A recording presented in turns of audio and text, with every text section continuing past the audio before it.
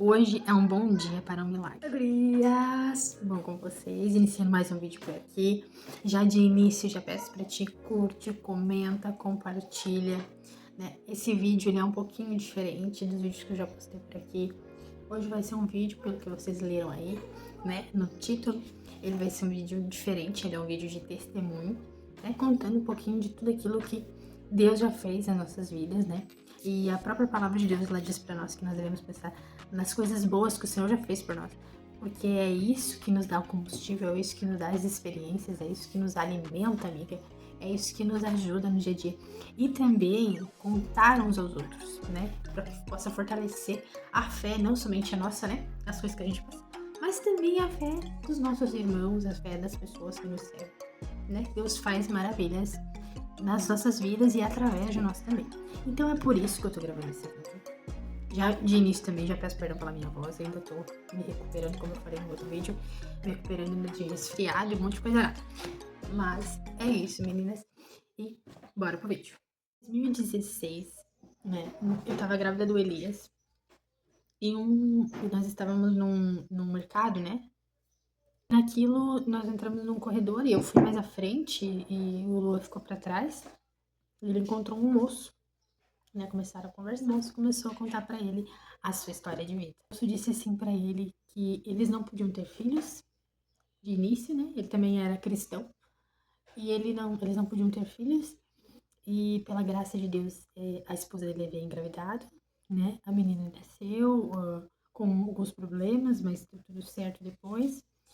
No decorrer do tempo, eles tiveram mais duas filhas, todas meninas. E então eles resolveram que ele ia fazer então uma vasectomia. Um tempo depois, mesmo assim, a esposa dele havia engravidado novamente. Acontece foi que quando a menina ganhou alta, Já vou entender onde eu quero chegar, tá? quando a menina ganhou alta, né, do hospital lá, eles estavam indo embora. E ele abriu a porta do carro para ela entrar e deu um problema na porta do carro. E a mola que segura ali falhou e a porta voltou e deu na cabeça daquele bebê, daquela menininha, né? Apenas pouquinhas horas, dias de vida.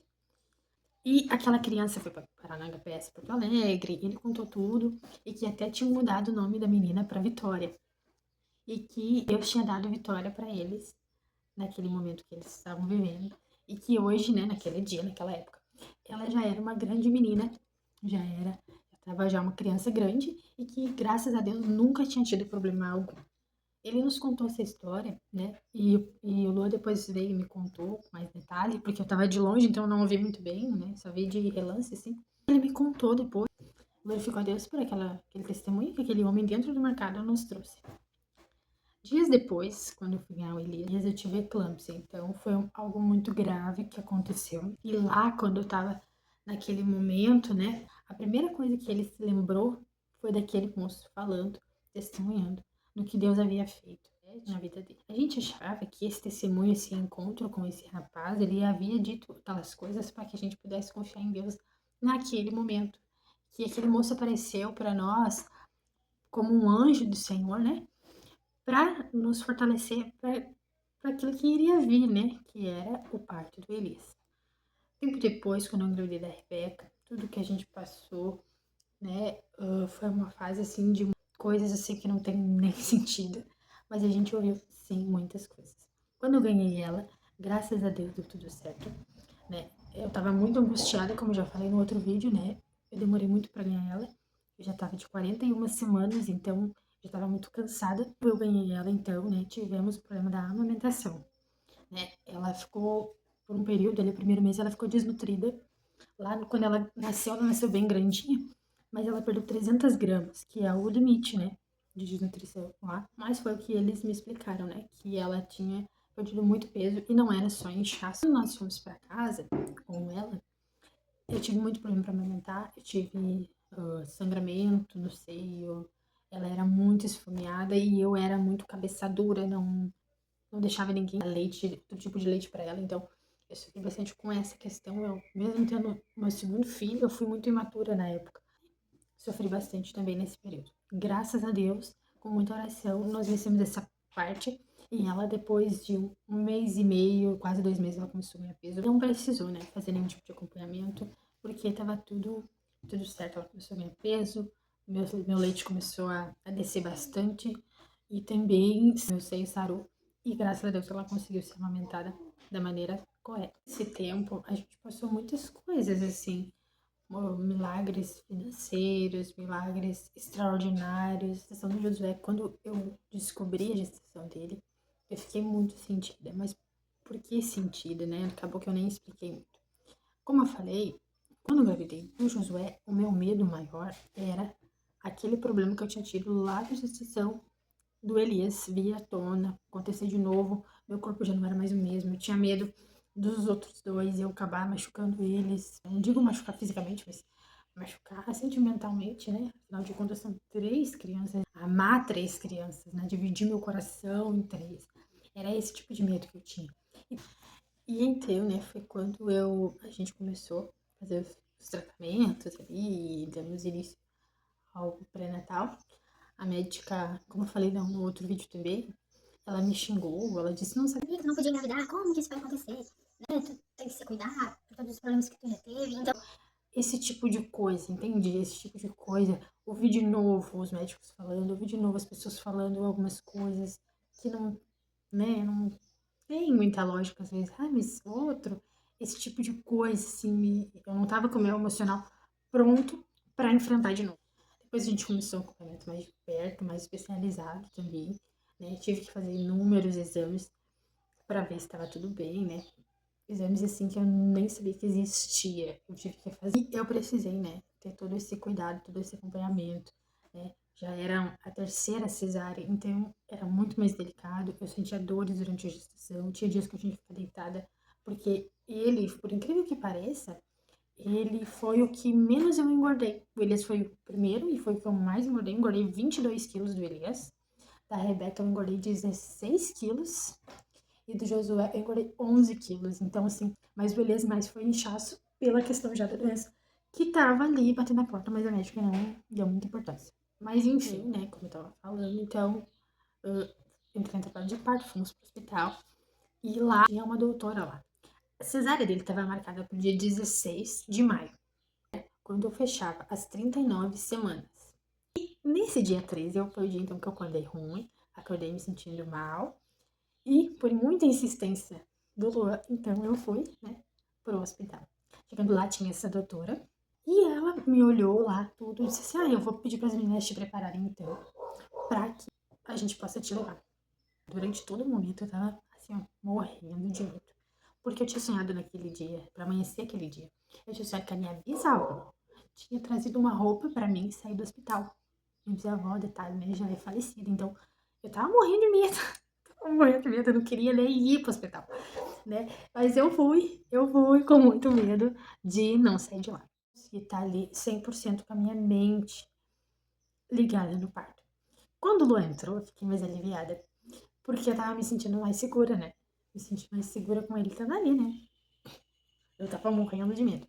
Mas o tempo todo, em vez de eu aproveitar aquele momento e sentir a emoção da chegada do meu terceiro filho, ia ser o primeiro parto que eu não teria passado tanta dificuldade, o tempo todo eu ficava com medo, e aquele medo, muito medo, de partir para a glória. eu tava muito grande, eu tinha muito medo. E o tempo todo eu tinha a sensação de que os médicos iam entrar lá e iam dizer que tinha alguma coisa errada comigo, pra glória de Deus, né? O nome do Senhor se glorificar.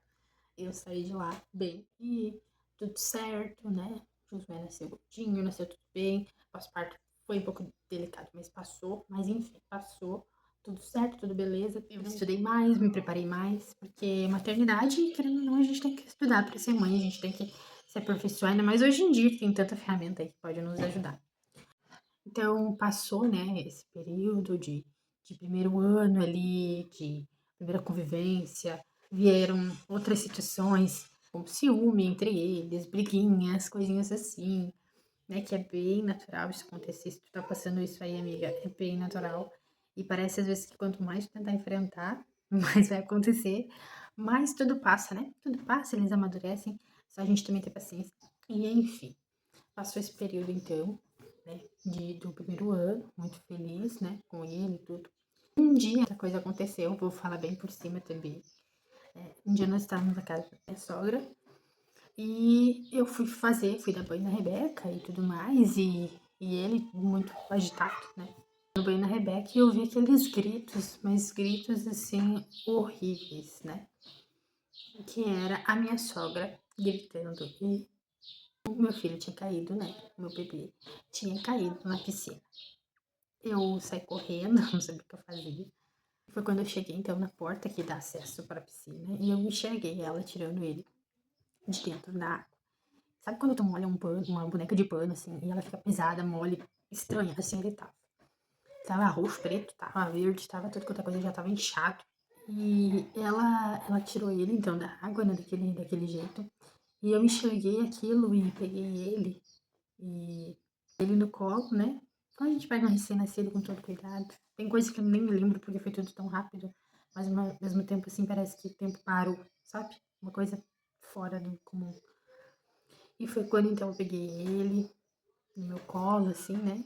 E só pedia pra Deus ter misericórdia, Deus ter misericórdia. E comecei a fazer massagem cardíaca nele, botei ele no chão, comecei a fazer massagem cardíaca nele. Comecei a tentar sugar, né, dele aquela água, mas eu não tenho experiência nenhuma. Podia ter machucado ele, podia ter machucado ele, podia ter, sei lá, sabe, podia ter feito, em vez de melhorar, podia ter piorado a situação. Mas graças a Deus não. Naquele meio tempo que ele tava ali no chão, daquele jeito, encharcado de água, sem vida ali ele tava, né? Posso falar isso com toda certeza. Ele tava sem vida ali. Foi quando eu vi um grito, né? Eu vi um grito de um senhor chamando. E aquele senhor, ele disse assim, moça, deixa eu orar por ele. E eu gritei pra ela, né, pra minha sogra, e disse, abre lá pra ele. Abriu pra ele a porta. E ele entrou e o neném ali deitado no chão, daquele jeito. E uma coisa, assim, fantástica aconteceu, que eu fazia massagem cardíaca nele e tentava fazer ele voltar e ele não voltava, tava extremamente gelado, molhado, sem vida. Então aquele moço, ele colocou a mão sobre a cabeça do Josué e ele falou suavemente, ele falou assim que repreendia, né, aquele espírito de morte sobre a vida daquela criança e ordenava a vida de volta. E por incrível que pareça, por não sei que explicar, o Josué começou a voltar. Foi algo que eu vivenciei, assim, nas minhas mãos, Deus dando a vida de volta para ele. Depois, naquilo, como ele começou a voltar, o moço disse assim que era pra gente levantar ele, porque eu tava muito eufórica ainda na adrenalina, né? Então a gente levantou ele e naquilo eu não vi. Depois me contaram que quando aquele moço levantou ele assim, foi quando ele botou água, mas eu até então não tinha visto nada. Não vi nada. Não vi ele botar água, não vi nada. E a gente foi, trocamos a roupa dele, naquilo a SAMU chegou e eles falaram pra nós. Eles disseram assim, olha moça, vocês devem estar com a conexão de vocês muito boa com o cara lá de cima, ele falou, né? Por causa que o fim não é pra ter sido isso. Isso é um milagre que tu tá segurando, é um milagre. E naquele momento eu só sabia glorificar a Deus e agradecer a Deus, porque realmente era um milagre que estava acontecendo, ele estava diante dos meus olhos. Né? Claro que se eu fosse escolher, eu iria dizer assim, eu não quero passar por isso. Poxa, perdeu um filho, né? Querendo ou não, eu perdi um filho ali. Mas o Senhor me devolveu ele. Né? Eu não queria ter passado por aquilo. Mas se eu não tivesse passado, eu não teria experiência de dizer hoje que é impossível, mas o Senhor pode fazer, sabe? Então, assim, tudo, eu creio, assim, pra mim, que tudo que a gente passa é para que Deus, o nome de Deus seja glorificado, é para me engrandecer, não é para me promover alguma coisa, jamais. Orei, já falei para Deus, quero fazer cumprir a vontade dele. Que eu posso dizer que o Josué, depois que ele voltou muito mais elétrico, ele voltou muito mais ativo, ele voltou 1 milhão de vezes a 1000. Mas era isso, meninas, que eu queria deixar aqui de registro para vocês. Comemoração, né?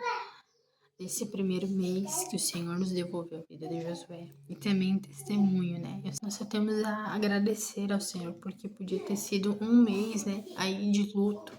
Mas o Senhor, como eu falei antes, o Senhor é poderoso e Ele transformou nossa tristeza em alegria.